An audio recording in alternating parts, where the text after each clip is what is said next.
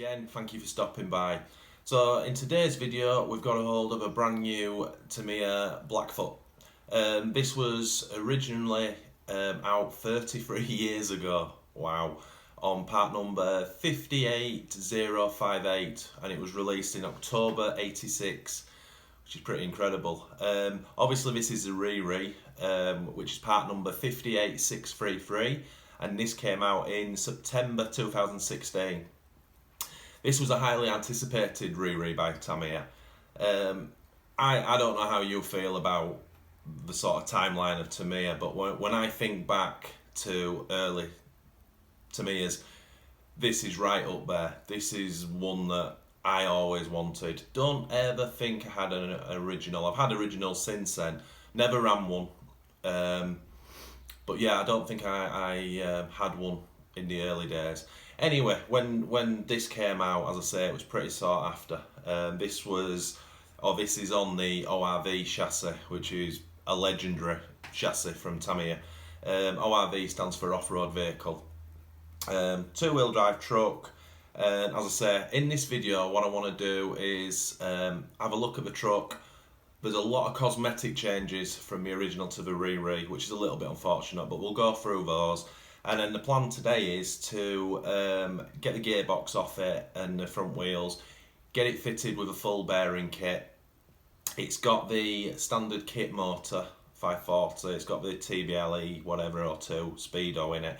So it's just a case of sticking my own receiver, and it's got a Traxxas servo in as well, which we'll have to test out. But I'll say it's all new kit. I want to run it as it is, as I say, fully ball race. We'll put it on 2S just to give it a little bit more oomph. These gearboxes are pretty terrible. Anyone who knows anything about the Blackfoot or this ORV chassis with this gearbox will know how bad the diff and gearbox is. The major update you can do is the MIP diff. Very expensive, but means you can put some decent power through it. But this for me is not about that. This to me is to get it on the gravel. With the 540 on 2S, it's going to have plenty of oomph on the gravel. I've built a Tamiya Legends ramp out of cardboard, but it's pretty cool. So I can start putting the ramp on the gravel, and the whole point of this is to try and get some action shots from the video, because I enjoy doing that. So let's have a look at the differences. So, although this truck looks absolutely stunning, if you stuck original next to it, there's a lot of differences. First thing to look at is the grille. Now obviously Tamiya have licensing, I was going to say disputes, but whatever, that they can't use for some reason Ford emblems. Now this truck originally was sold, it was actually called the Ford F-150 Ranger Blackfoot. So obviously now it's just a Blackfoot. But the original body had Ford stamped across here and a big Ford stamped across on the tailgate. The grille is pretty much completely different. I believe this set is from the Blackfoot 3. I may be wrong on that. But the old Ranger grille was much more detailed, and it had cross sections here which you could paint in black, and it looked outstanding. And as I said, it had the Ford emblem front and back, which you painted silver and really made it stand out. Decals wise, Tamiya have done the re-re thing with this. On here now, this is one that stands out for me. This was the original was BF Goodrich, and now they've gone for this Vise crawler. They've put on here this Tamiya emblem. That should, well, on the original that was Ford. There's a few other slight changes on decals, and Tamiya did a big I'll show you the back actually. Another change is the spotlight decals. Those of you who know the original know it had the smiley face on. These look great, don't get me wrong, they're just not the same. And as I said, the original had the Ford emblem actually stamped on the tailgate. Now you get this Blackfoot sticker, which it's not the best, but as I say, if you're not too bothered, then this truck looks amazing. So the chassis had some slight improvements done to it as well. They've just sort of upped the grade of the plastics and things. They did keep the gearbox the same as far as I'm aware. So as I said, if you're planning on putting some sort of brushless through it or something, you're going to have problems in the future. We'll take the shell off. As you can see, the famous ORV chassis design, which has done many models. Even just monster truck wise, obviously the Blackfoot was the first, followed by, what was it, Monster Beetle, Mud Blaster, and then different variations of this chassis using different gearboxes, even different A-arms and things like that. And that chassis, I believe, started with the Frog. I could be wrong there, Subaru Brat, Audi Quattro. They really have got the money's worth out of this, but it's kind of an iconic chassis just because how it looks. And the great thing about these chassis is they always stay in absolute tip-top condition because of the ground clearance on the monster trucks. They very rarely get scratched, so the trucks generally stay in excellent condition. Oil shocks all around, pretty decent movement to be honest.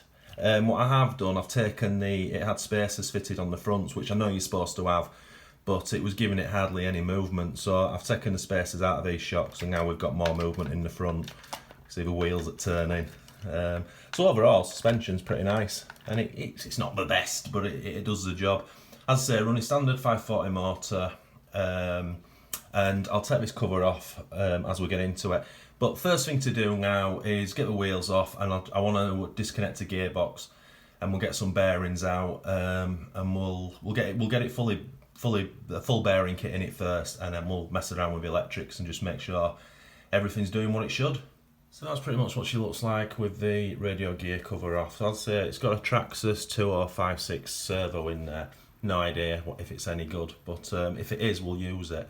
Save me a job. As I say, it's got the TBLE O2 electronic speed control in there, which does brushed or brushless, hence why you get 3 wires. But we're going to keep the 540. I don't think it's a sports tuned. It's an RS540 SH, so a pretty standard motor.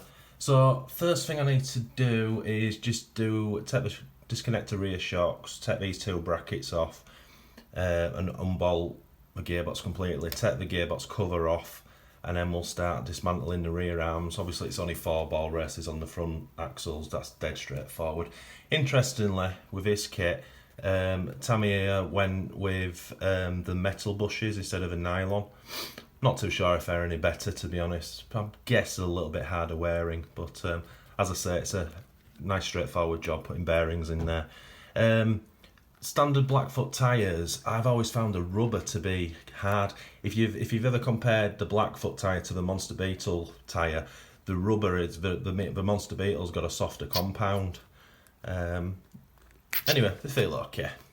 So let's get cracking with that. Hardly anything to this gearbox. I've stripped it fully though because I wanted to see what was in it. It had it had a set of bearings fitted on the outdrive cups. I think that's what you call them. So the only bearing I needed to change was on the 2 on the spur gear, and it had these brass bushes. Luckily we've got 2 new bearings the same size, and then I've got the standard Tamiya bearings. So there's 8 bearings there, so that's 2 either side on the rear axle, and then just 4 bearings for the front wheels, and then it'll be fully ball raced. So that's quite straightforward enough. Just while I've got the motor off, I'll show you. That's the kit pinion it comes with. Now, I have actually got an adjustable motor mount that will go on this gearbox, which means I could change pinions, but as I say, not interested in that at this moment in time. Maybe after I've run it, I might want to do a slight upgrade, but right now, with all the 2S, 3S and silly speed runs I've been doing with things, I'm quite looking forward just to sort of driving something around, skidding it around, and hopefully have no danger of breaking anything, which would be nice. So let's get this gearbox built back up and we'll go from there. That's the bearings popped in. As I say, I haven't put the cap on there yet, but that's the 2 bearings either side in the spur gear, the small ones. Fitted bearings either side of the rear axles, and then just popped the double bearings in the front wheels. So right, let's get it built. That's the gearbox built back up. You put 2 temporary screws in there just to keep it bolted together. As you're building it, these come out, and then if there's longer bolts go through into the chassis. But I'd say that's fully ball race now, super smooth as you'd expect, running on the gear diffs. Right, next stage. Right, that's gearbox all back together, all back on, shocks all working nice and smooth. So I'll dig out a receiver and a battery and we'll make the connections and see if it's all working.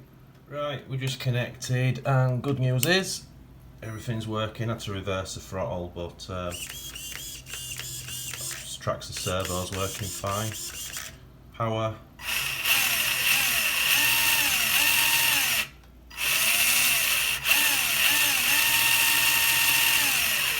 Excellent. So I'll get the wiring tidied up, put the dust cover back on, sort the aerial tube out, and I think that's pretty much it. Right, so guys, that's us pretty much done. Steering is, I'll bring it around here so you can see it a bit better. Steering, I like that servo, it's pretty quick. Look at wheels wobbling, you gotta love that. And then we've got power.